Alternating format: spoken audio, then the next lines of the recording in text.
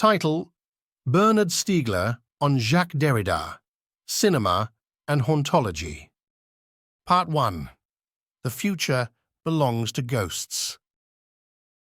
When Jacques Derrida says the future belongs to ghosts, which I believe is the most significant sentence he says in Ken McMullen's movie Ghost Dance, it means cinema and psychoanalysis.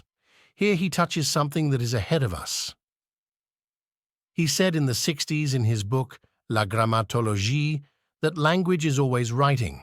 I think we can say, after watching him in Ghost Dance and also in an interview we did together about television and more precisely about TV, in relation to Ghost Dance, that if language is always writing, life is already cinema.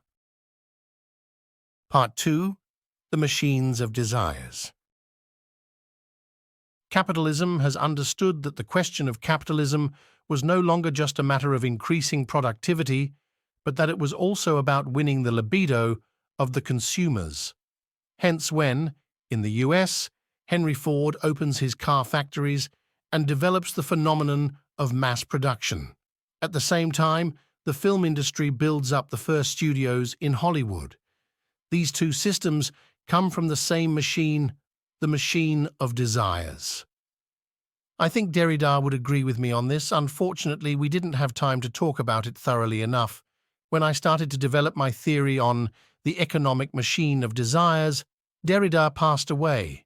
However, when Derrida says the future belongs to ghosts, by making the association between cinema and psychoanalysis, he raises a question ahead of us, not simply behind us, which is the question of an economy based on the libido. This specific economy goes through the cinematography of the psyche. It isn't only what I would call the characteristics of archi-cinematography, which we would compare to what Derrida defines as the characteristics of the archi-writing of language, but it's the industrial characteristics of the cinematography. There's a technology of cinematography, such as camera equipment and broadcasting systems. This huge film has become the key industry of the entire industrial development. As Jean-Luc Godard says, the 20th century is the century of cinema. Yet the process of development of the film industry for over a century has arrived at the phase where it destroys the libido.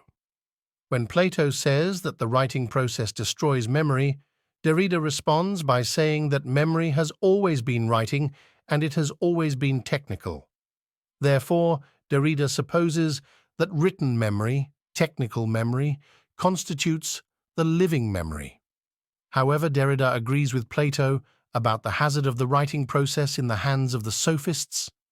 In the same way, we can say that there's an archi-cinematography of life, thus of the psyche, in cinema, which is a component of desire. So we can say that the film industry can destroy desire. Plato is right to say that the sophists in ancient Greece can destroy knowledge or the city. Nowadays, we live within the confrontations of this question. If we say the future belongs to ghosts, it means the future is about repetition, emergence of the repressed, reactivation of the dead, virtualization. It's about the questions of Walter Benjamin, anachronism. It's about the notion of reactivation in phenomenology, expressed by Husserl. It's about the idea that knowledge can only be projected in its future by a return to the primal impulses. Part 3. The War of Phantoms.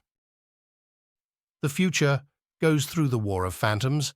The West identifies itself by the fact that there's only one spirit, is the universal spirit. This is the metaphysical history of the War of Phantoms. However, in every society, there is an economy of the libido, which means an economy of the phantoms and the spirits. What Jacques Derrida calls a phantom is what is referred to as a spirit in traditional society. It is the return of the dead. In every traditional society that existed before monotheist societies, people used to continually live and be haunted by the spirit of the dead ones. This is what Derrida calls hauntology. Today, hauntology is about to enter a new era. A new war is about to break out. This is the new war of phantoms, of spirits, and of images. This is a cinematographic war within cinema. It uses cinematographic groups such as television, computers, and other digital systems. This war raises the issue of the future of libido. Part 4. Impulse.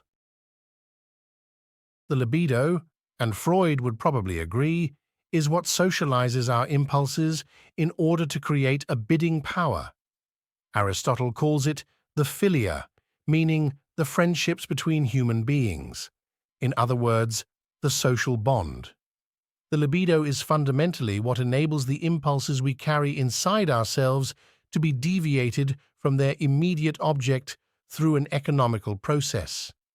This process goes through the principle of reality, the difference in time of the satisfaction, which Jacques Derrida would call the difference, which enables the libido to transform the object of consumerism into an object of cult. For instance, if I fall in love with someone, with a work of art, or with cinema, I would consecrate a cult to this object, and I would project into this object the infinitization of this object. I would fantasize it to the point where it's impossible to compare or calculate it. It becomes an object structurally and intrinsically singular. The problem is to understand how capitalism gets hold of the libido and produces a process of decomposition through its exploitation system. It's a decomposition in the sense that if we exploit the libido, we calculate on it. Yet the object of the libido can't be calculated. Exploiting the libido by calculation means destroying the object of the libido. In doing so, we destroy desire. All over the world, the image industry has destroyed the horizons of the libido, and therefore the horizons of hope. It has been replaced by the logic of despair. That's why the future belongs to ghosts, meaning the future belongs to terrorism. That's the problem. Part 5. The Ghost and its Spectre. Jacques Derrida was watching the scene in Ghost Dance where Pascal Augier listens to him and where he tells her that the future belongs to ghosts. In the meantime, Pascal died.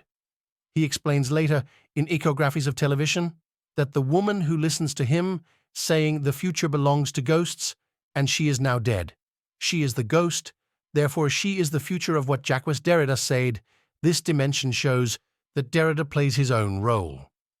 What I mean is that Derrida, filmed by Ken McMullen in the movie Ghost Dance, already makes Derrida a ghost. He is already in the process of becoming a ghost. In comparison to Derrida playing his own role, I'm thinking about the actress Anita Ekberg in Fellini's movie Intervista. In this movie, she performs her own character from her hit movie La Dolce Vita. She looks at herself from that movie 20 years ago, playing with Mastroianni in The Fountain of Rome. At the time, she's stunning. She's a goddess. 20 years later, she is much less beautiful. We are in a situation where Fellini in Intervista asked her to act, looking at herself, acting in La Dolce Vita. She acts under the direction of the director. She does what she is asked to do as an actress, but actually she doesn't act. She is looking at herself, acting in the movie La Dolce Vita, and we are looking at her, who is looking at herself. It's reality, not acting. It's Anita Ekberg who sees herself 20 years earlier. There's something indecisive at this moment, so when we see Jacques Derrida playing his own role in a film by Ken McMullen, we are facing what Jacques Derrida already said, which is that we can never make a strict distinction between what Edmund Husserl used to call primary and secondary retention, between perception and imagination. In other words, between reality and fiction. All this is about cinematography. There's a distinctive cinematography system that makes one act in such and such conditions. When, for instance, I give a lecture, or when Derrida did his seminars at the university, he acts as much as in the film by Ken McMullen, but not in the same way. The problem is to know what the criteria are between a good film and a bad one, a good lecture and a bad one. The problem isn't to know whether we are between cinema and fiction or between cinema and reality, because at the end of the day, we are always in cinema. The problem is to know whether we are in a good or bad cinema. It is to know whether Derrida plays his role well or not. I think that if Derrida accepted to be in the movie Ghost Dance, it's because he thought deeply about these questions. He wasn't thinking about playing his own character in the film. However, he was interpreting his own role in the film as he would anywhere else, but in a specific structure, being the film of Ken McMullen. He accepted his role through a contract with McMullen, with the spectator, or with Pascal Augier, and it was beyond him. He would have probably have said, "It's always beyond us." That's all for today. Hope you enjoyed this latest episode, and don't forget to like and subscribe below.